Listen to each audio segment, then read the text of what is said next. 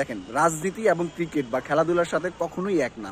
এই ভিডিওটা শুধুমাত্র তাদের জন্য যারা ভারতের দালালিগিরি করে এবং ভারতের বিরুদ্ধে যখনই কেউ কথা বলে তাদের গা জ্বলে ওঠে। ভিডিওটা যদি একটু মনোযোগ দিয়ে চিন্তা করেন এবং বুঝেন, তাহলে আপনি অবশ্যই আমার মনে হয় আর ভারতের দালালি করবেন না। কেকেআর এই সিজনে মোস্তাফিজুর রহমানকে 9.20 কোটি টাকা দিয়ে কিনেছে।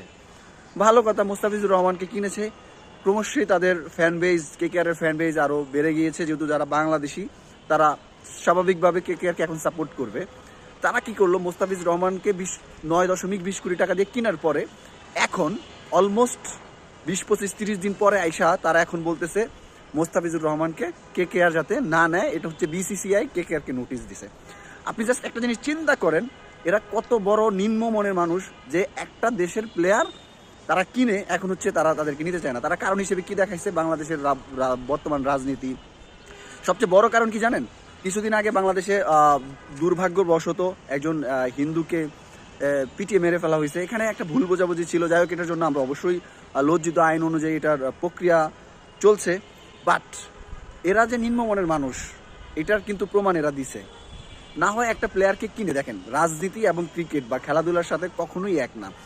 রাজনীতি আলাদা হিসাব, খেলাধুলা আলাদা হিসাব। খেলাধুলার ব্যাপার হচ্ছে যে ভালো করবে, যে ভালো খেলবে সে সব জায়গায় খেলতে পারবে এবং তার অ্যাবিলিটি আছে, ভালো খেলে যেহেতু। কিন্তু ইন্ডিয়ার ক্ষেত্রে পুরাটা উল্টা। দেখেন, ইন্ডিয়াতেও কিন্তু আপনারা যদি লাস্ট টাইমের নিউজগুলো দেখেন, শেষের কয়েক মাসের নিউজ, অনেক ইন্ডিয়ানকে মারা হয়েছে শুধুমাত্র বাংলাদেশি সন্দেহ করে। কই, বাংলাদেশিরা তো এই জন্য ইন্ডিয়াকে বয়কট করে নাই।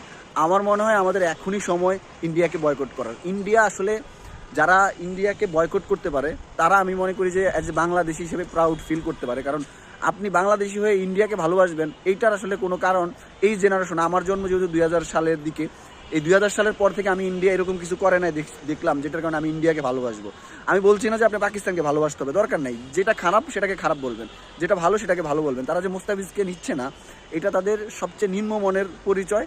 এবং তারা রাজনীতি, ক্রিকেট সব একসাথ করে ফেলছে, অথচ তাদের নিজেদের শরীরেই গন্ধ। তারা নিজেরাই হচ্ছে মানুষকে, তাদের দেশের মানুষকে বাংলাদেশি সন্দেহ করে পিটিয়ে মেরে ফেলছে। সো তারা বাংলাদেশ নিয়ে এত কথা বলার মতো অধিকার আমার মনে হয় রাখে না। আপনাদের মতামত অবশ্যই কমেন্ট সেকশনে জানাতে পারেন।